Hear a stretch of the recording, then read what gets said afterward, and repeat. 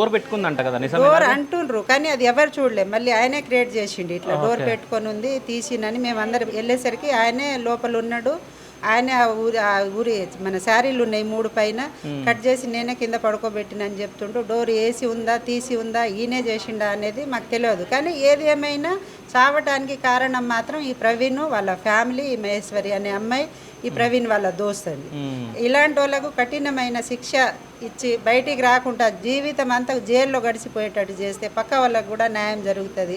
మనం ఒక ఇంతమంది కాకపోయినా ఒక 10 మందికి అయినా న్యాయం జరుగుతుంది సొసైటీలో. అంటే ఇలాంటి శిక్షలు ఇస్తే ఏదో 2 నెలలకు 3 నెలలకు బయటికి వచ్చేసి ఏదో చేసినాం కదా అయిపోయింది కదా అన్నట్టు సొసైటీలో కాకుండా కఠినమైన చర్య తీసుకొని శిక్షించాలని కోరుకుంటున్నాం. మీతో శ్రవంత్ ఎట్లా ఉంటుండే? అంటే శ్రవంత్ కుకింగ్ బాగా చేస్తుండే, వంటలు బాగా చేస్తుండే. కుకింగ్ చేసి ఆమె రోడ్ సైడ్ ఫుడ్ అమ్ముకుంటుండే. తర్వాత కాలనీ గల్లీలతో అందరితోని బాగానే ఉంటుండే, అందరితోని కలిసిమెలిసి ఉంటుండే. ఏదైనా వాళ్ళ ఇంట్లో గొడవ అయితేనే ఏది చిన్న ఇష్యూ అయినా బయటికి వచ్చి అరిసే పిల్ల అరుస్తుండే. కానీ నిన్న ఇంత సైలెంట్గా జరిగిందంటే దీని వెనకాల కారణం ఆ అబ్బాయి అనేసి మేము గట్టిగా కోరుకుంటున్నాం. ఈ ప్రవీణ్ వాళ్ళ ఫ్యామిలీ అనేది కోరుకుంటున్నాం. ఓకే, అంటే మా ప్రవీణ్ ఈమె ఇద్దరు బాగానే ఉంటుండని చెప్పేసి చాలా మంది మాట్లాడుతున్నారు. లేదండి, అస్సలు లేదు. అంతకుముందు ఆ పిల్ల ఎంటర్ కాకముందు బాగుంటుండే.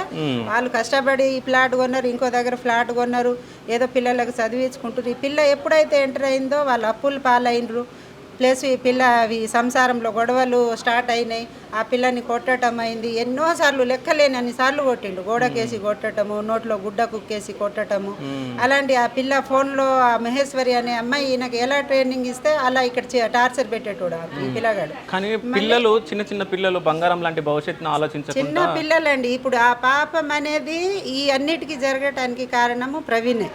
ఆ పిల్ల ఇంత పెద్ద డిసిషన్ తీసుకోవటానికి కారణము ఈ ప్రవీణే. కాబట్టి వాళ్ళ అమ్మ నాన్న, వాళ్ళ అన్న వదిన, వాళ్ళ దోస్తులు కాబట్టి ఆ మహేశ్వరి అనే అమ్మాయి ఎంటర్ కావటంతో అన్నీ అయింది. కాబట్టి వాళ్ళ కుటుంబానికి మొత్తానికి శిక్షించి సొసైటీలో పక్క వాళ్ళకి కూడా చూసిన వాళ్ళకి బుద్ధి వచ్చేటట్టు చేయాలనేది కోరుకుంటున్నాను. థ్యాంక్ యూ అమ్మ.